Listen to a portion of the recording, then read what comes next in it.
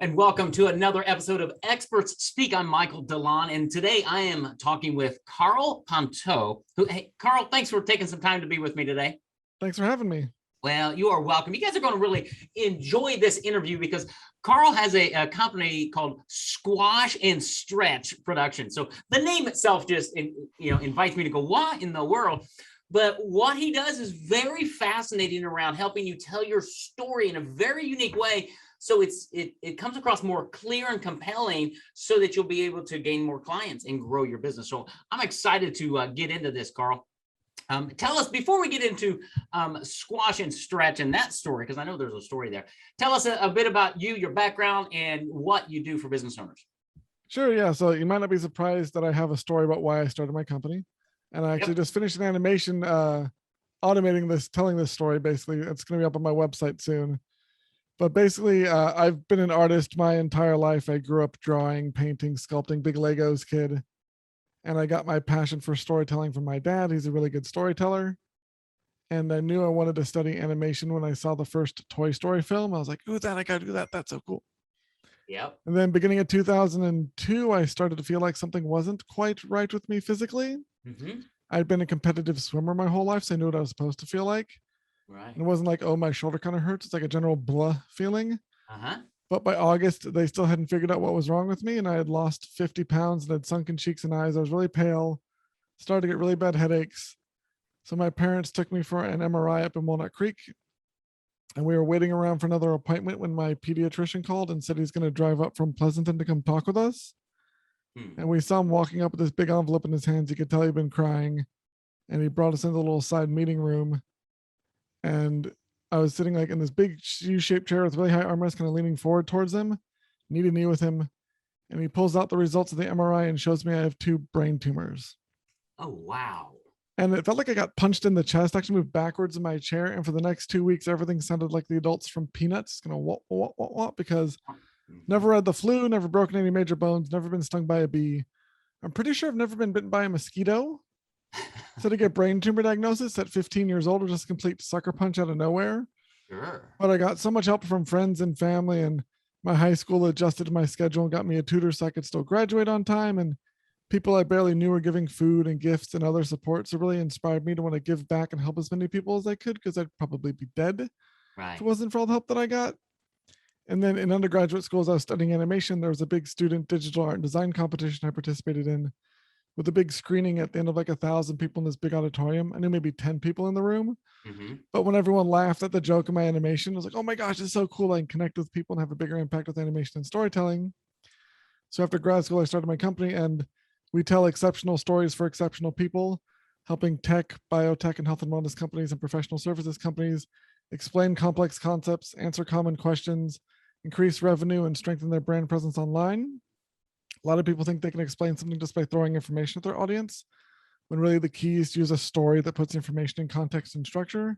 Yep. So by helping companies that are working on solving big problems facing the world, like preventing Alzheimer's, curing cancer, like reversing climate change, renewable energy, all these big issues, helping accelerate the development and adoption of those new solutions by helping these companies tell better stories. By doing that, more people in the world get their lives improved, our client's business does better, we get a happy client, everyone wins. That's a way for me to have a bigger positive impact on the world around me, and that's why I do what I do. That's awesome. So I want to jump into my listeners, say don't tune out because you're not some big biotech company, right? Yeah. Because when I was on Karl's website, I noticed that there was a financial advisor that you did some work for, and she comes on, and through animation and in her talking, she explained the difference between like an IRA and a Roth IRA and something else in a way that just made sense, because of the way you do animation. So instead of doing a PowerPoint slide, you've got this animated video presentation type thing that's working behind. You just really need to go to his website. If you go to squashandstretch.net, you'll find it. And you'll get a better idea, because this is not, our market, Karl, is not biotech companies, right? We work with small business owners, but when I connected with you and found out what you did, I thought, now this is really unique. We talk a lot about storytelling in the books that we create. You just take it to a different level because of the animation. And I think we've all, watched Toy Story and all of these animated films or TV shows, and we connect with them because it kind of breaks down a barrier that we have.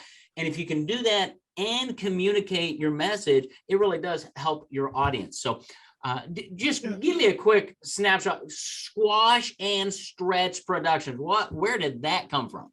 Yeah, so real quick before I get into that story, what you're saying is absolutely correct about all businesses can use better storytelling, and it's really about not necessarily needing an animation for it, but just making sure you have, because animation is just a great tool to automate this telling of a story consistently, especially as you know, in marketing, consistent messages are required for people to actually get the information you're trying to communicate. And so we work with the smaller companies. We can make animations like that, like we mentioned for this financial planner, but it's really also about helping them make sure that they're telling these stories in the animations, but also on their websites and social media. And so we can just do straight up story consulting and coaching for people to help them make sure that wherever they're telling their stories, they're using the right tools and the right sort of stories that really going to get them the results they want.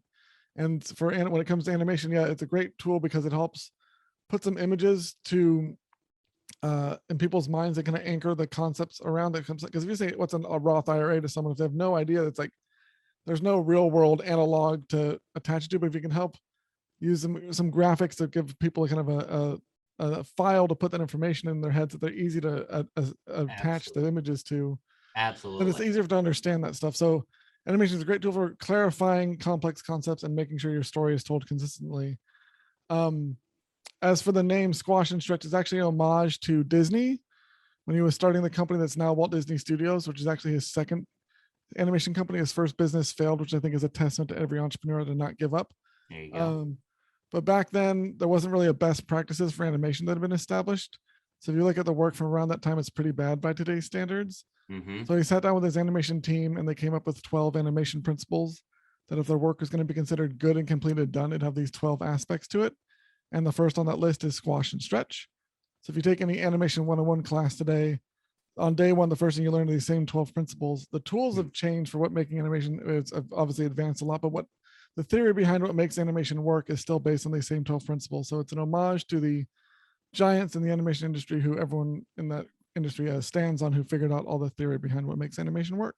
That's very cool. Awesome. So let's take your business, your concepts, how you work with, let's say, small business owners, because our audience are financial advisors, they're attorneys, they're mortgage people, they're realtors, they're people who are out in many times local markets, sometimes a coach even, let's say a mindset coach or a business coach. How could they take something like this? What's the kind of the pathway if somebody reaches out to you and says, hey, Karl, I'm kind of intrigued. How could you help me? What's a pathway? What are some first dialogue questions or things that you do? So the first thing to really figure out is assess the current storytelling kind of quality they're using, what sort of messages they're using on their websites, social media, all that sort of stuff, and figure out where there's room for improvement. And because there's a lot of common kind of mistakes people make with their marketing when they're trying to figure out how to differentiate themselves and attract more of their ideal clients. And especially if it's a small business owner who doesn't really know marketing, and so they kind of they default to what they know, which is themselves. And unfortunately, that's a huge mistake that a lot of companies, even bigger companies, make this, where they talk about like where they went to school, how many awards they've won, how many years of experience they have, and it really doesn't differentiate. It's no one really cares, unfortunately, about that. And it's kind of like it's the marketing equivalent of that guy in the bar who's had too many drinks and is boasting about his new car and how much low his golf handicap is and how he's going yacht shopping tomorrow. Yes. And everyone else in the bar is like, oh my gosh, shut up, we can't stand hearing you anymore. Yeah. Most companies, when they're doing their marketing, are doing that same sort of thing where they're saying, hey, look how awesome I am. And really your clients just care about two things, really. Do you share their values? Basically, are you there to help? Are they kind of safe to work with? And can you solve their problem? Yeah. And so really the biggest things people can do is think about revising their messaging and telling the stories from the client's perspective and talking about how the clients are going to benefit from working with you. Right. And also what they're going to experience when working with you. And so I have a free story assessment that I offer through my website. There's, I think, a link in the notes that basically will give you a 5-point kind of 5 criteria and give you a ranking from 0 to 25 on how well your website tells your story. And because we schedule a 20-minute Zoom call and help give people some ideas of where they can improve. And it really helps because there's what really, especially these days with digital marketing, is way more important because of COVID and everyone's doing business online, and just how buying behavior has changed and people's values have changed, what they're looking for and the sort of companies they spend their money with. That a lot of the messaging and strategies that worked 2 years ago are no longer viable, or not nearly as viable as they used to. And so there really is a huge need for people to update their messaging and really look at their businesses from their client's perspective. Not Yeah. just any client, but like their best client's perspective, Right. and tailor their messaging to those specific people. And so we help people figure all that stuff out. That's awesome. Because the other thing you talk about, social media marketing and all of that, if you've got a video, this animated presentation, you can use it on your website. You can use it in email. You can use it on social media. You can use it in lots of different ways as you iterate it. But that's what, a lot of times you look at the statistics and videos on Facebook ads and things, video ads, get better responses. And if you had something like what you create for somebody, it's number one, different. Most people haven't seen anything like this, so they're going to be more intrigued, and the message gets through better. So they take that next step, which is to go to a landing page or my website or whatever that next step is. It's just more intriguing, more memorable as well, right? Yeah, it's memorable, and people stop scrolling on social media when they see a video start to play, even if there's no audio. Just the motion makes people stop. And also when I'm telling the story properly, it's a lot more persuasive than the sort of messages most people use in their marketing. Because a lot of people, especially even big companies, try and throw data around these days, especially with like AI and all the data that's out there. People think if we throw statistics at our audience, they're going to, oh my gosh, this is amazing, I want to buy. But one thing I pretty much, whenever I present to a group, one of my favorite ways to start is basically by asking the audience, okay, in the next 5 seconds, think of your favorite statistic. All right, now in the next 5 seconds, think of your favorite story. And in that first 5 seconds, people go, and they can't think of a single one. And the second question, they go, I can't narrow it down to just one favorite story because there's so many that are vying for that favorite position. Yeah. And so data it can be great, but it's really only used to emphasize key points in the story. Right. Without the story, the raw data, it doesn't work. And it's really based on just how our brains are wired. As much as we'd like to think of ourselves as thinking beings that feel, we're very much feeling beings that occasionally think. Yes. And so when it comes to trying to persuade someone to schedule a meeting, whatever your first call to actions, or even just buy your product or service, you need to have that emotional appeal, which requires knowing your audience and what they're struggling with and how they're feeling.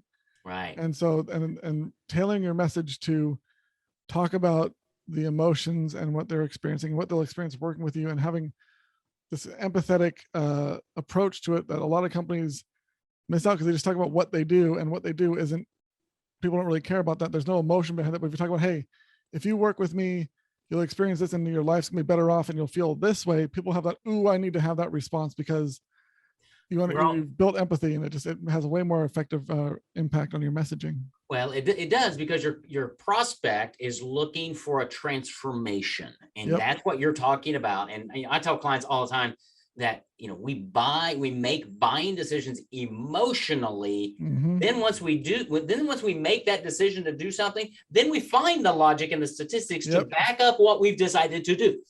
And so you have to reach the emotions, and what better way to do that than through storytelling, right? That's why we go to see Star Wars or Cars or whatever it is. We love the story.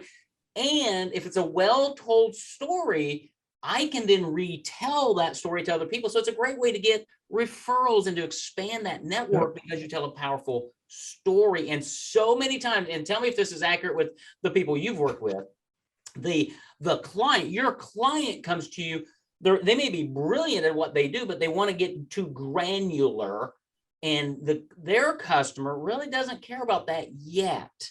And so your job really is to help that client pull back and say, well, how about we tell it this way? Do you find that happening? Yeah.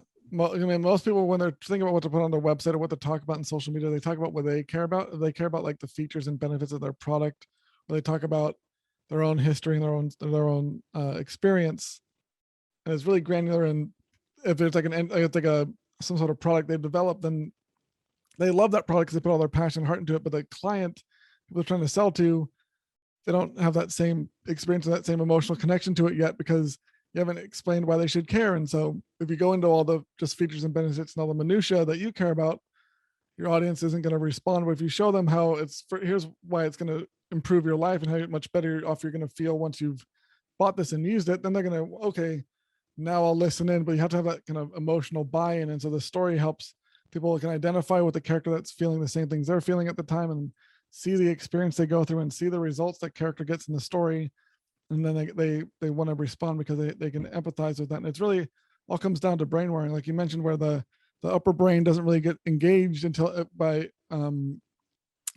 is what the part that covers like the minutia and like the facts and stuff, and that doesn't really influence decision making. It's a really weird thing how our brains work, that unless we're presented with something that kind of challenges our worldview, the upper brain doesn't even get turned on. It's just a lower brain that makes all the decisions, and we rationalize them later when we have to kind of explain it to other people or to ourselves. And so it's just, it's crazy. It is. I mean, there's a lot to this. The other thing I really love about what you do and how you approach it is it's different. And I'm always talking to people about being separating themselves from their competition, right? I mean, all of your competitors, no matter what business you're in, I mean, they're on Facebook and LinkedIn and every other social media, and they're all doing the same thing. All that marketing looks the same. That's why we're big proponents of creating your own book, because it separates you. We help clients do podcasting because it separates them. Having something like what you create, an animated video that really clarifies your message, is different. Not everybody's doing this, right? So it's a way for a client to really differentiate themselves as well. Yeah, I mean, there's a lot of having an animation is great, but it's actually having just any animation doesn't work anymore, because there's a lot of companies that will churn out a really cheap animation that looks really templated like everyone else's, and it defeats the purpose, because again, it's really and pause it. We're not talking animation. We're not talking one of those writing hand. Yeah, I hate We're not talking about that at all. Get those. Yeah, you need something customized that's unique to your brand, unique to your message, and it really screams your unique business to stand out. And when it's done right, it really, really works. And it like you said, it's to be able to really stand out these days. And part of what the story that a lot of people need to tell that they aren't is that client experience story, because more and more as like the business progresses, there's a great book called The Experience Economy that I recommend everyone get and read it, because as like technology and automation kind of continue to advance, more and more products and services are being commoditized. And so if you're working in a certain service industry, what you do is pretty much the same as all your competitors, but the experience you can provide for your clients, what it's like working with you,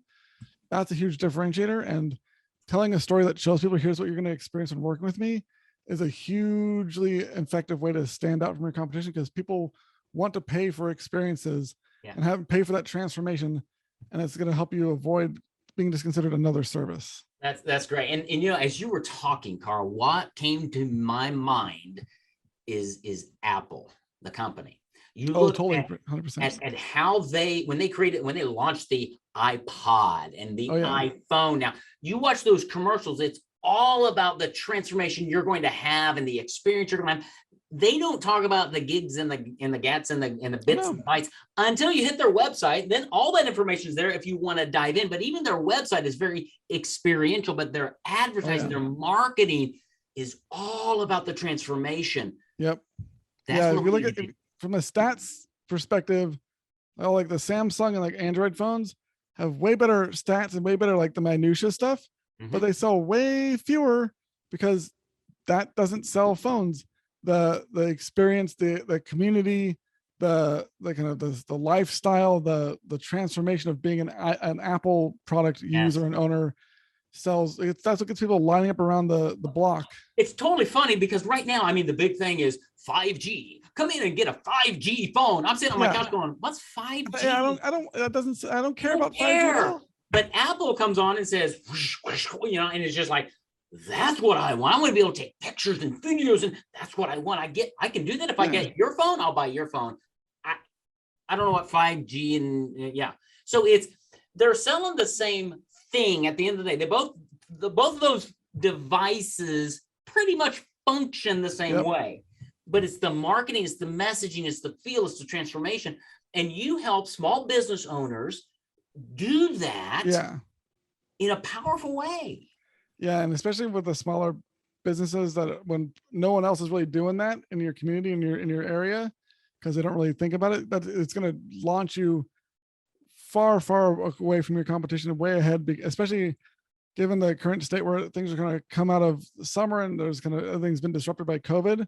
Yes. Now's the time to really take advantage of this and gain some market share from your competition by really separating yourself with the right stories and building that emotional, experiential connection with people. It is. And this is not some shiny object thing where you're waiting for the next social media platform to jump on it. Right? No, this is a delivery mechanism for your message that then goes wherever you want it to go, your website or social media or wherever, because it's telling your story in a very powerful way that's different from everybody else. So it does separate you.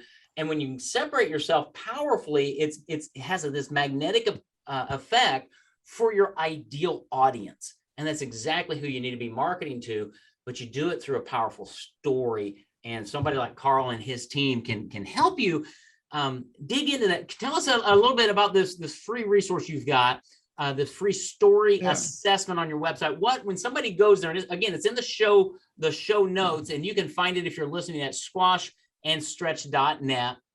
But tell us, Karl, what is that assessment? What's that going to do for a small business owner? So basically it gives them a benchmark, a starting point where they are, kind of like going to like a health checkup for your doctor. What's your kind of current like BP, like your heart rate and how much cholesterol level, what your current stats are for your website, how well it's doing. Okay. And shows you where there's room for improvement. And then at the end, you get I'll give you some kind of DIY suggestions on how you can improve if you like, or there's a next step where we do a gap assessment where you kind of figure out where your business is performing and where there's some room for improvement there, and align the story gaps with the business performance gaps. So you can really see where improving your storytelling is going to impact your business's bottom line. Right. Whether it's finding new clients, or also today with people trying to hire and hiring so difficult, telling better stories can also help with the hiring process. If you're trying to basically build a good like culture and attract the right people to work for you, telling a good story about what it's like working with you and how much what your people experience as your employee is way more effective than touting just like salary levels and all the other kind of like minutia again. So, indeed. So the story assessment really give people a sense of where they are, and then connect that with the current gaps in their business performance and see how improving their storytelling can help it really reach those business goals they set for themselves. That's awesome. So, and you just hit a hot button there, recruiting. Right now, I mean, it's hard to find good employees right now. It's hard to keep them. Telling a story about your company to say, I want to work for this company. And then you're into a great opportunity. I never thought about doing it for recruiting, but there's another whole opportunity. Yeah. So let me just encourage people to go to Squash and Stretch Productions. It's squashandstretch.net. Yep. You can find out what they do there. You can reach out to Karl. In the show notes is that free assessment, because I think what you're going to find is Karl does something that not everybody does. It's very unique, and he does it in a powerful way that is affordable for small business owners. So as you're looking at your marketing, as you're planning, even, I mean, we're at the last quarter of 2021 right now, as we're recording this. As you're looking for the next year, you can think about inserting this, but when done well, a great video like this might have legs on it that could last a number of years. So it really becomes super cost effective, right? Yeah, it's definitely an investment, not an expense when we do this sort of things right. And so it'll, and my pricing model for like these sorts of projects is always based on the ROI you're going to gain from it. So we calculate in the gap assessment kind of average client value and lifetime value, what your goals are. And if we can reach these goals, and then how much you're going to make in the next like 12 months, we pull that, use those numbers to determine the different packages. And then there's a certain portion of each of those packages that's performance based, where we'll pick some metrics you're trying to meet and some goals. And if we achieve those results, then that portion is due. But if we don't get those results for you, it's not owned, because it's I'm not looking to just kind of run a bunch of people through these projects and turn a bunch of stuff out. I want to make sure my clients actually get the results they're investing in. And so it's definitely a partnership for me. And also one of the perks for working with me is, since I know your story so well, I give my clients a lot of referrals. I had one client did the first animation with me, and the next year I think I gave him 20 referrals. Well, there you go. So it's definitely having a good story. I think you mentioned earlier, it's easier for people to refer you when they know your good story. Well, me and my team learn your story really well, so it's easy for me to promote people that work with me, because I learn your story. It's going to help you craft them. So yeah, story assessment's a great way to learn where you are, where you can improve, and then see how it can really impact your bottom line and help you achieve your goals. That's great. So let me recommend that you go to check out Karl and his company, squashandstretch.net, and then make sure you take the free assessment, and that's going to be in the show notes that you can click there and see how you can become a better storyteller. Yep. And help Karl and his team tell your story in a very powerful way that's very unique. So Karl, thanks for taking some time. Thanks for sharing with my audience what you do and how you can help them tell their story more powerfully, and through that really gain more clients and help other people grow as well. Thanks for having me. It was a lot of fun. You're welcome. Have a great day, sir. You too.